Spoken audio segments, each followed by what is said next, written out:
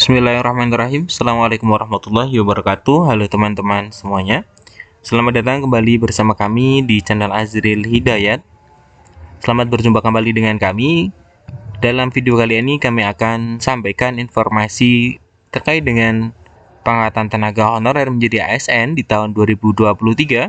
Seperti kita ketahui, dari Panitia Seleksi Nasional telah merilis jadwal pengumuman, kemudian jadwal pendaftaran hingga jadwal seleksi untuk P3K, baik untuk guru dan tenaga kesehatan dan juga teknis di tahun 2023.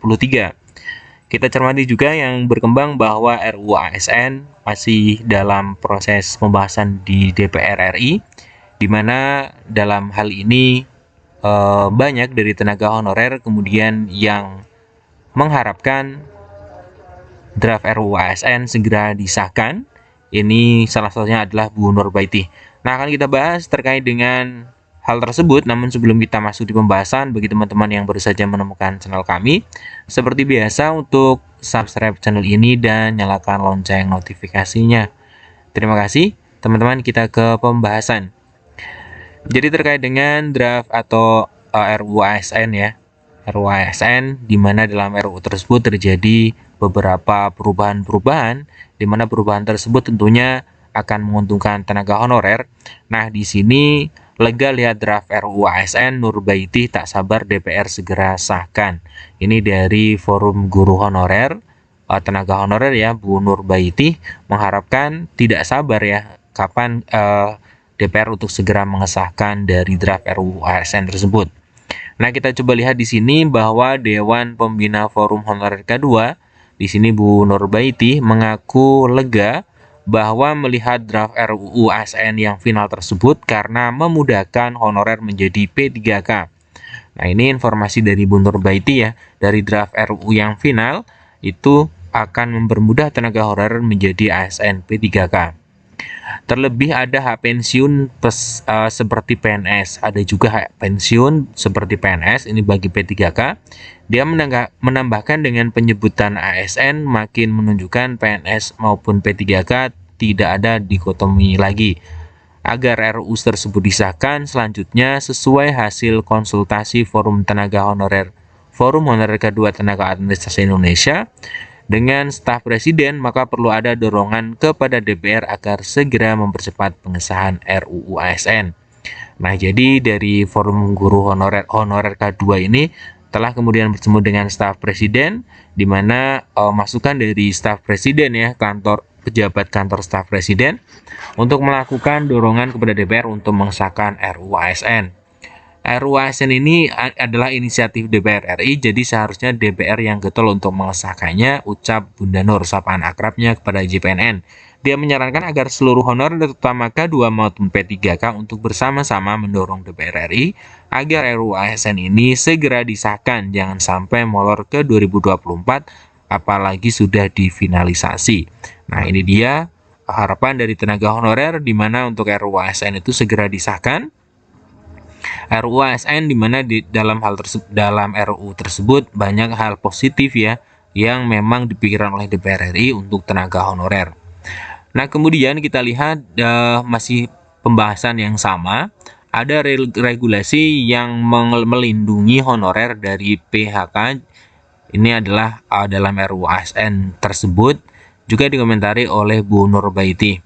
Nah, terkait dengan informasi tadi ya teman-teman, terkait dengan draft RUU ASN final, kita bisa rinci di sini ada beberapa pasal ya, pasal yang menguntungkan bagi tenaga honorer. Nah, kita lihat di sini bahwa Menteri Pan-RB yaitu Pak Azwar Anas menyampaikan bahwa P3K sebagai ASN juga mendapatkan pensiun. Ini adalah poin penting dalam draft RUU ASN final. Besarannya disesuaikan dengan jumlah dana yang diiur oleh pegawai pemerintah dengan perjanjian kerja atau P3K. Jadi ASN P3K ini akan mendapatkan dana pensiun juga saat berhenti kerja atau sudah pensiun. Ketentuannya sudah diatur dalam RUU ASN. Nah, mari kita lihat sejumlah pasal dalam draft final RUU ASN yang mengatur hak-hak PNS dan P3K. Dimulai dari yang pertama, pasal 21 ayat 1, pegawai ASN berhak mendapatkan penghargaan dan pengakuan berupa materi atau non-materi. Di ayat kedua, komponen tersebut ya terdiri atas penghasilan, penghargaan yang bersifat motivasi, tunjangan, fasilitas sosial, jaminan sosial, lingkungan kerja, pengembangan diri, dan bantuan hukum. Kemudian di pasal 3-nya, penghasilan sebagaimana dalam ayat 2 huruf A dapat berupa gaji, upah. Ayat 4, penghargaan yang bersifat motivasi sebagaimana dimaksud ayat 2 huruf B dapat berupa finansial dan non-finansial. Di ayat kelima, tunjangan dan fasilitas dimaksud dalam ayat 2 huruf C dapat berupa tunjangan dan fasilitas jabatan. Jadi di ayat 6 dan seterusnya ini membahas tentang tadi ya, jaminan, kemudian penghargaan, kemudian fasilitas, kemudian upah ya, upah yang melekat di dalam P3K yang dulunya tidak ada dan ini terdapat di dalam RUU ASN yang sudah difinalisasi di DPR RI, menunggu pengesahan.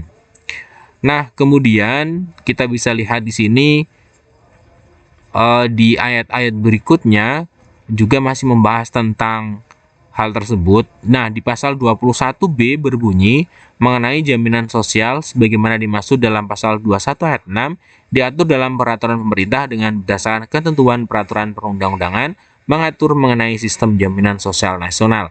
Nah, artinya teman-teman sekalian bagi P3K nantinya juga akan ada jaminan sosial ya, jaminan sosial, jaminan pensiun, dan jaminan hari tua.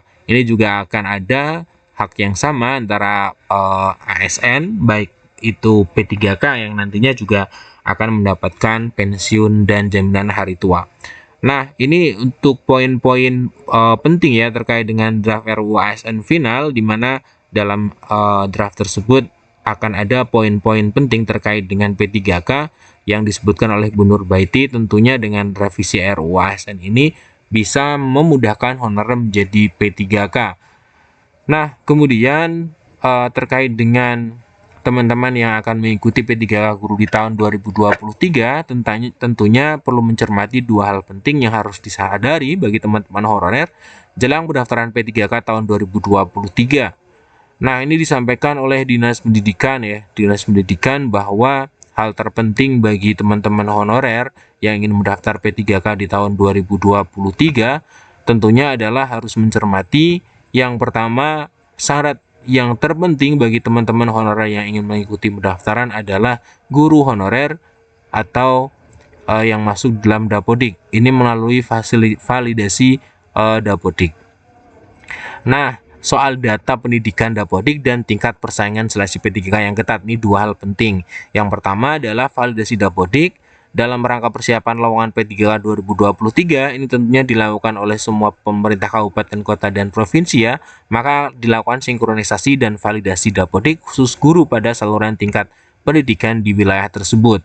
Nah, ini teman-teman jadi pastikan ya sebelum pendaftaran P3K Guru tahun 2023 di pertengahan bulan ini, maka teman-teman harus melakukan validasi Dapodik. Tentunya data teman-teman di Dapodik harus valid ya. Yang kedua adalah persaingan seleksi P3K Guru. Kita nanti akan tunggu juknisnya ya dari pelaksanaan P3K Guru tahun 2023, tentunya nanti akan diterbitkan oleh Panselnas atau Panitia Seleksi Nasional yang terus berkembang tentunya. Kita bisa lihat informasi terbarunya bahwa nanti untuk P3K Guru juga akan dilaksanakan untuk seleksi kompetensinya menggunakan CAT dari BKN.